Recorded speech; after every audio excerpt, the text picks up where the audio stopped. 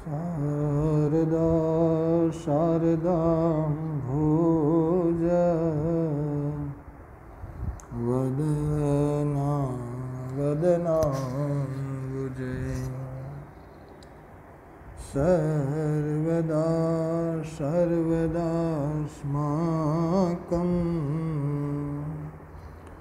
सन्निधिं सन्निधिं क्रियात्। Hello विद्यार्थी मित्रों, जय श्री कृष्ण बधाने। विषय संस्कृत धोरण 10 કે જેમાં આપણે ગદ્ય 15 જય પરાજયો વા બરાબર એ આપણે જોવાનો છે।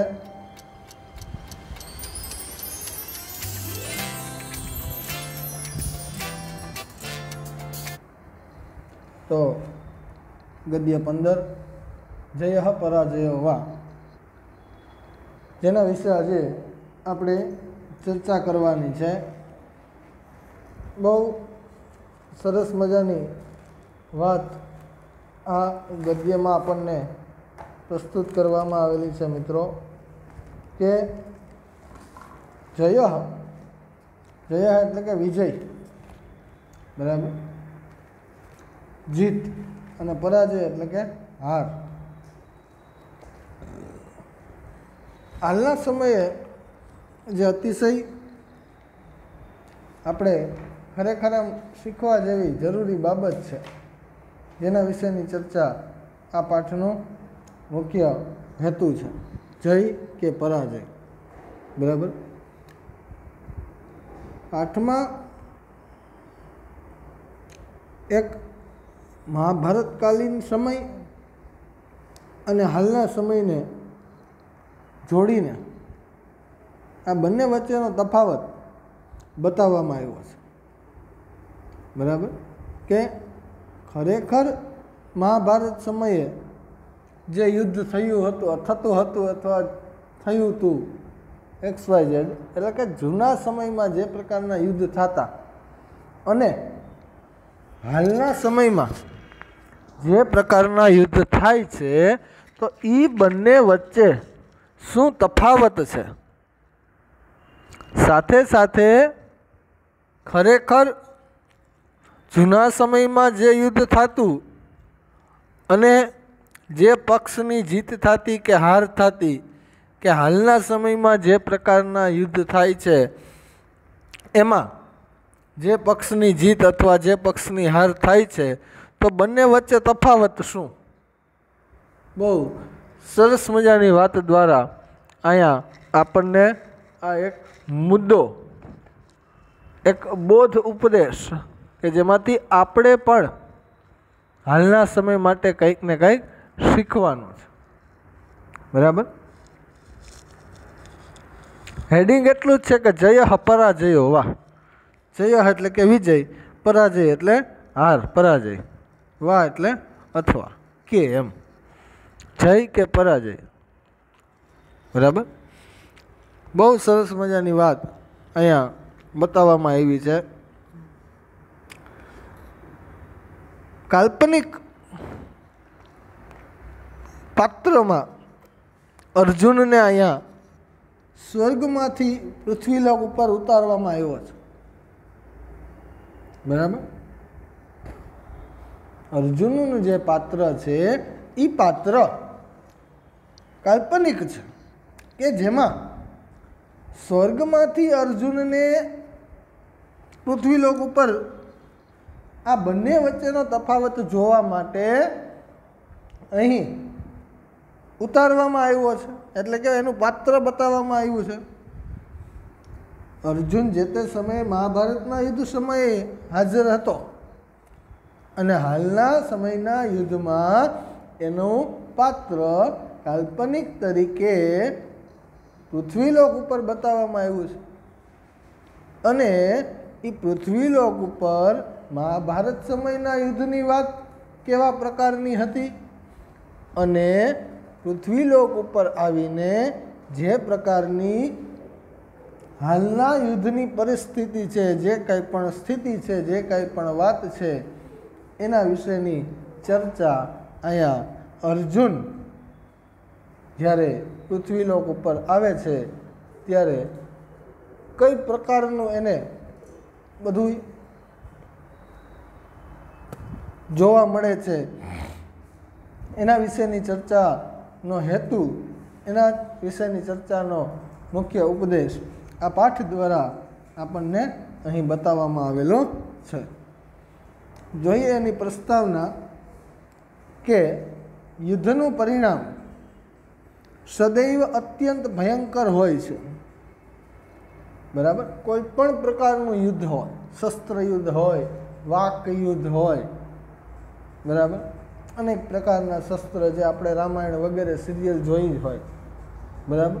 શસ્ત્રોમાં ધીરે ધીરે સમય જતાં ફેરફાર થવા માંડ્યા, બરાબર. અનેક પ્રકારના શસ્ત્રો આપણને ખબર જ છે ક્યાં ક્યાં છે, બરાબર. પિક્ચરમાં ને એમાં આપણે બધાય જોતા જ હોય શસ્ત્ર કોને કહેવાય.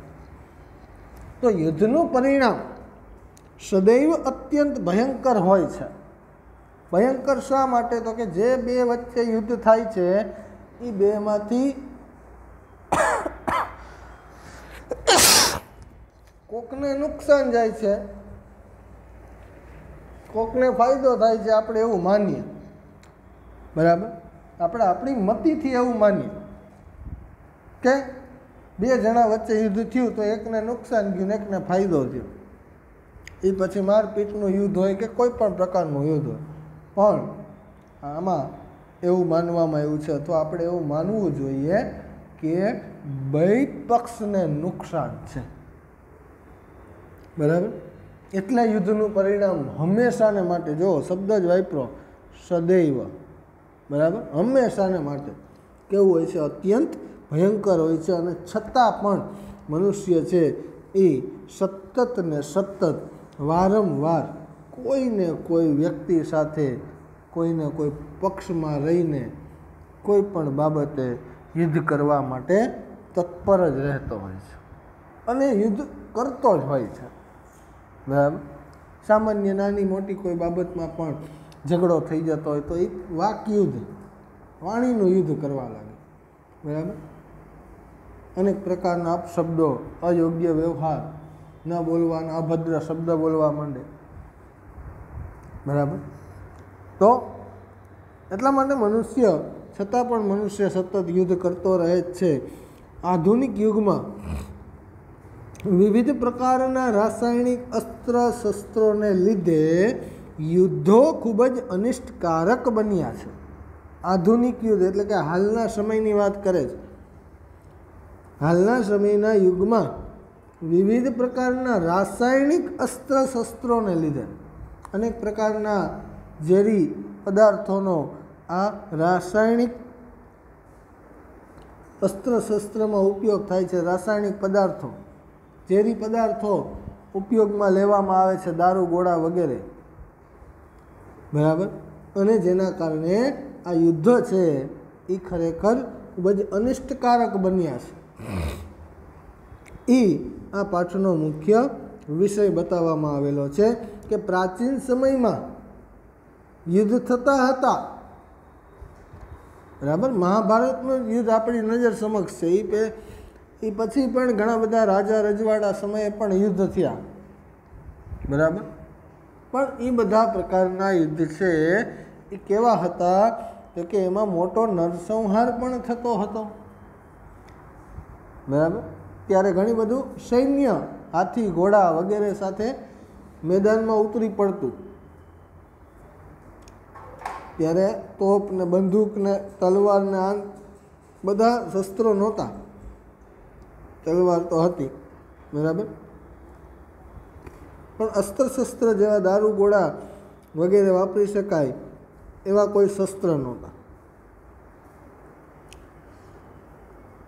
મોટો નરસંહાર થતો અને તેને લીધે અનેક સ્ત્રીઓ અને બાળકો છે એ નિરાધાર બનતા, બરાબર. જે કોઈ વ્યક્તિ એ યુદ્ધમાં મૃત્યુ પામે છે તો એની સ્ત્રીઓ અને એના બાળકો છે એ આધાર વિહોણા બની જતા. પરંતુ આ પંચમહાભૂત તત્વો જે કહેવામાં આવ્યા છે, બરાબર, કે પૃથ્વી, જળ, તેજ, વાયુ અને આકાશ, કે જેનું આપણું આ શરીર બનેલું છે, અને મૃત્યુ થાય એટલે પાછું પંચમહાભૂત તત્વોમાં જ વિલીન થઈ જાય છે. એવા જે આ પંચમહાભૂત તત્વો કીધા કે પૃથ્વી, જળ, વાયુ, આકાશ અને પાંચમું છે તેજ, કે જેવા કુદરતી તત્વોને કોઈ હાનિ થતી ન હતી. એ સમયે આવા પંચમહાભૂત તત્વોને કોઈ નુકસાન નહોતું થતું. તેઓ જેમના તેમજ શુદ્ધ રહેતા હતા. એ પંચમહાભૂત તત્વો જે કીધા, એ પંચમહાભૂત તત્વો છે એ શુદ્ધના શુદ્ધ જ રહેતા. અને જ્યારે હાલની પરિસ્થિતિ પ્રમાણે કહે છે કે આધુનિક યુગમાં રાસાયણિક શસ્ત્રોના વધારે પડતા ઉપયોગથી આ કુદરતી તત્વો છે એ અતિશય પ્રદૂષિત બન્યા છે. હાલમાં આપણે જોઈએ જ છીએ, બરાબર, કે ઝેરી પદાર્થોનો ઉપયોગ છે એ અસ્ત્ર શસ્ત્રોમાં વધી ગયો છે, અને એ ઝેરી પદાર્થના ઉપયોગને કારણે એ હવામાં ભળે છે અને સમગ્ર વાતાવરણને ઝેરી બનાવી દે છે, કે જેનાથી અનેક પશુ, પક્ષી, પ્રાણી, મનુષ્ય વગેરેને નુકસાન કરતા છે.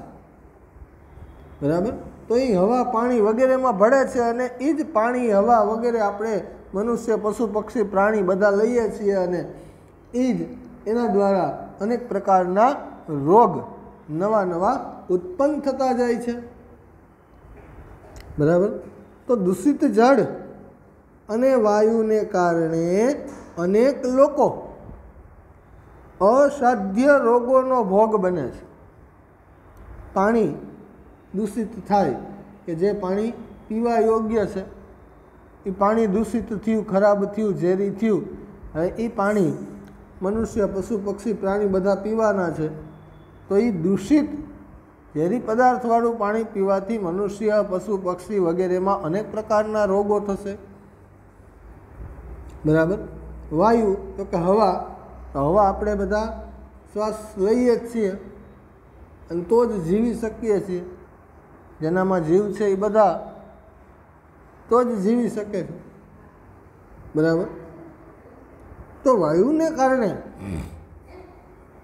અનેક રોગો છે એ અસાધ્ય રોગોનો ભોગ બને છે, અને સક્રિય રીતે યુદ્ધમાં જોડાયા ન હોય તો પણ મરણને શરણ થાય છે.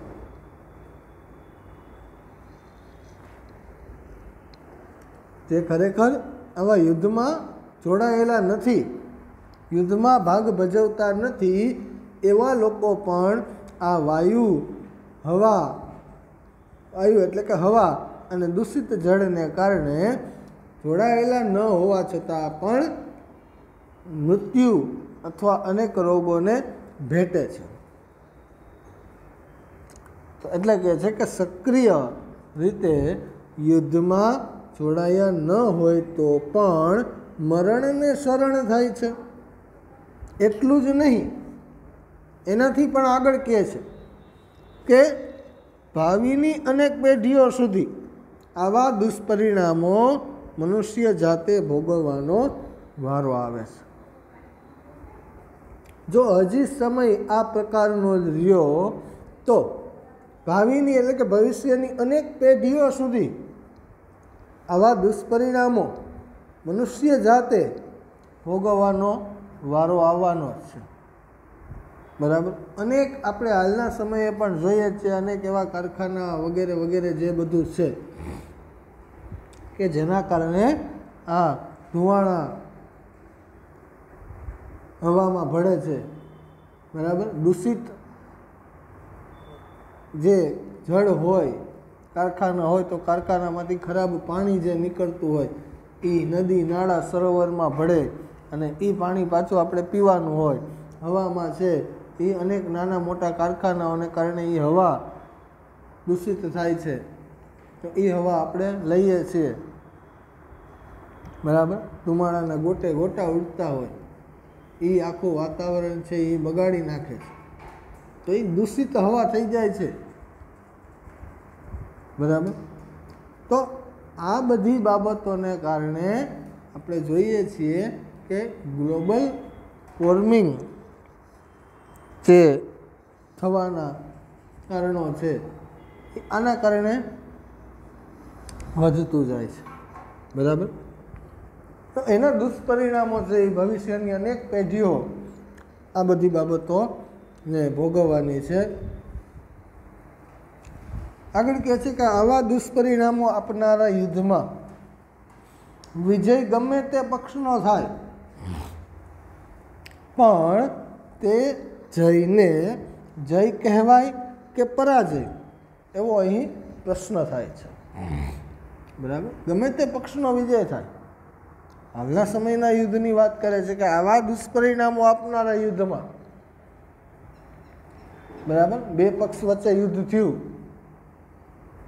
જેની હાર થઈ કે જેની જીત થઈ એની સાથે કોઈ સંબંધ નથી, પણ ખરેખર જે પક્ષનો વિજય થાય છે એ પક્ષને વિજયને જય કહેવાય કે પરાજય.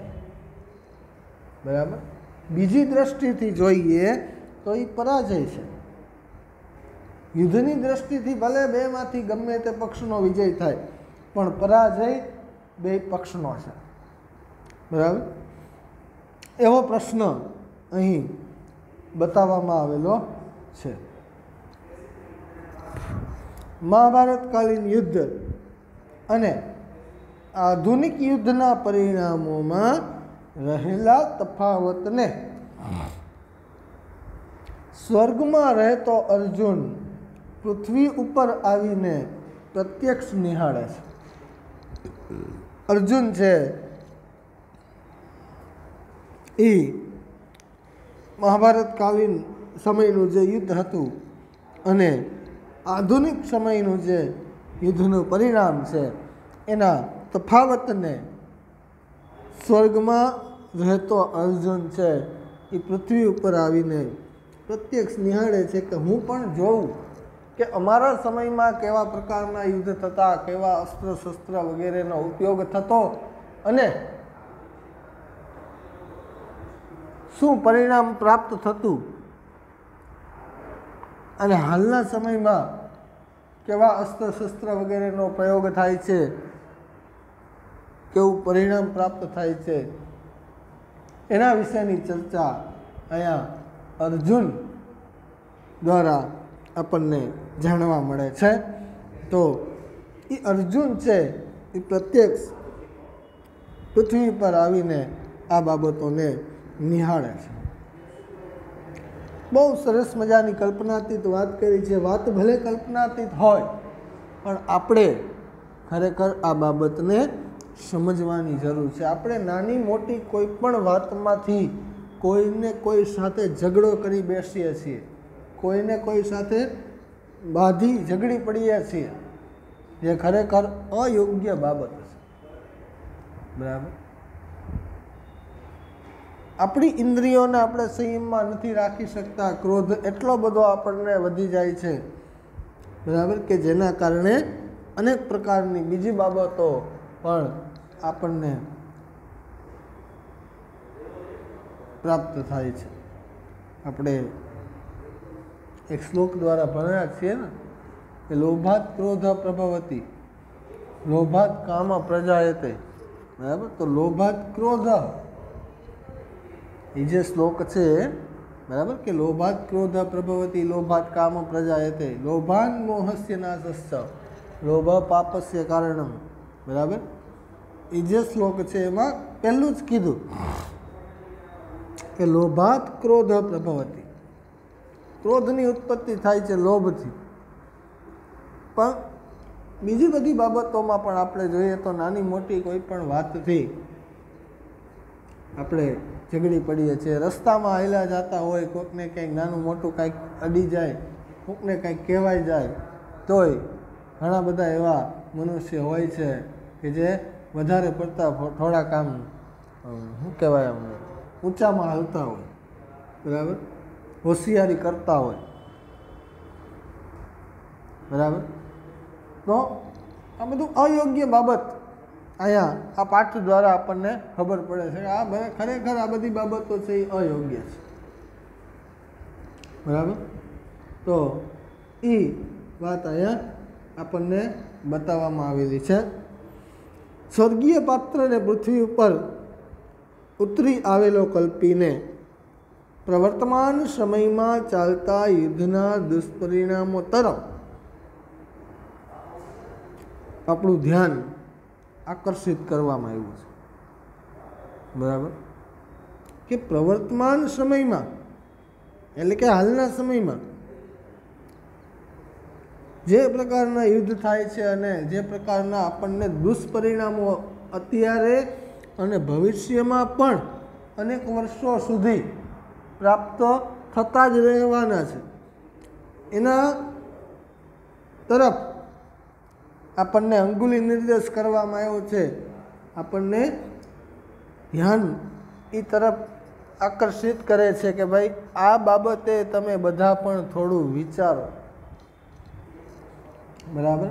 હાલના સમયમાં આપણે ભવિષ્યની પેઢી કહેવાય તો અત્યારથી જ જો આપણે આ બાબતો વિશે થોડું વિચારીએ, બરાબર. બધા જ આ પાઠ બધાય ભણવાના જ છે આખી દુનિયામાં, ગુજરાતમાં તો બધાય ભણવાના જ છે, બરાબર. ગુજરાત રાજ્યમાં ગુજરાત બોર્ડમાં જે 10મું ભણતા હોય એ તો આ ભણવાના જ છે, બરાબર.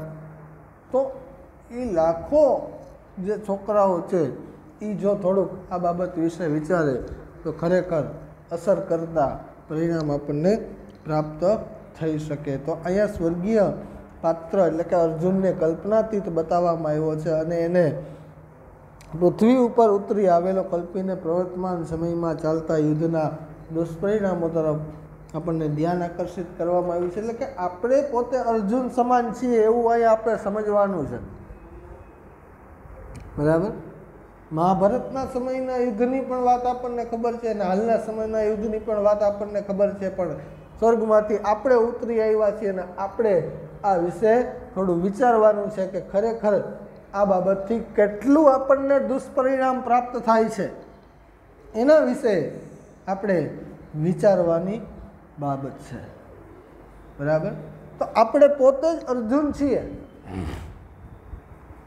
એમ વિચારીને હાલના સમયના યુદ્ધમાં જે કંઈ પણ દુષ્પરિણામો પ્રાપ્ત થાય છે તો યુદ્ધ ન થાય એવા પ્રયત્નો તરફ આપણે આગળ વધવું જોઈએ એવું આ પાઠમાંથી આપણને જોવા મળે છે,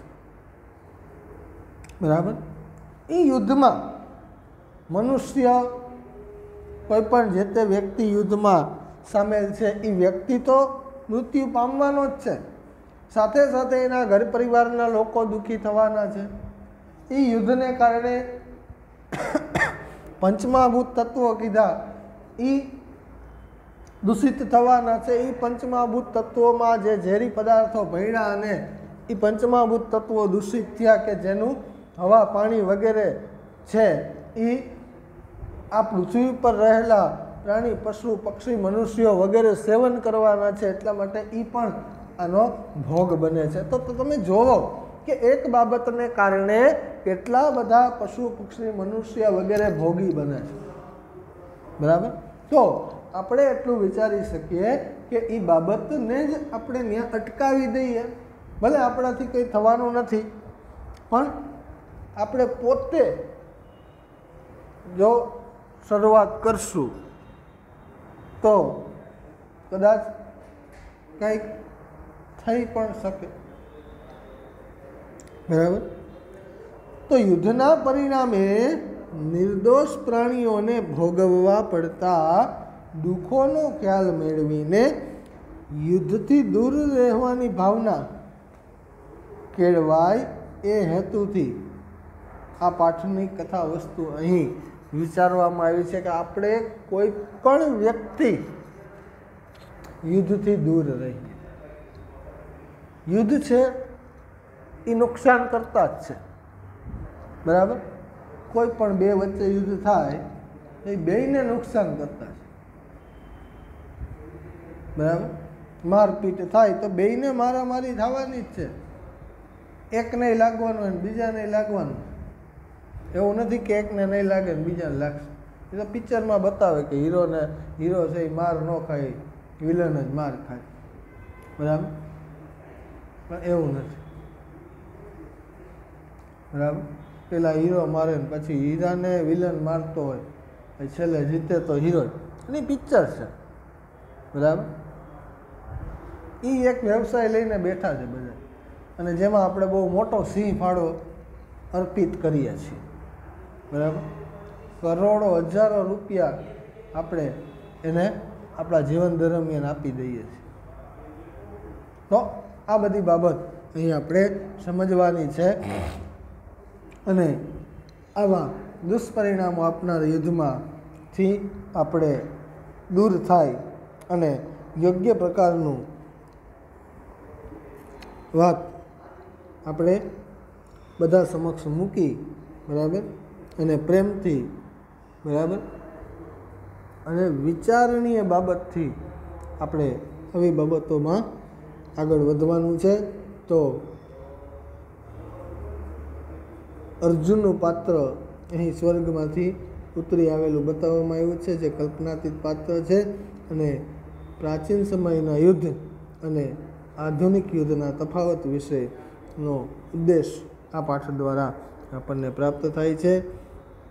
આ પાઠની આ એક ટૂંક નોંધ છે, બરાબર, કે પ્રાચીન મહાભારતકાલીન યુદ્ધ અને આધુનિક યુદ્ધ વચ્ચેનો તફાવત, બરાબર.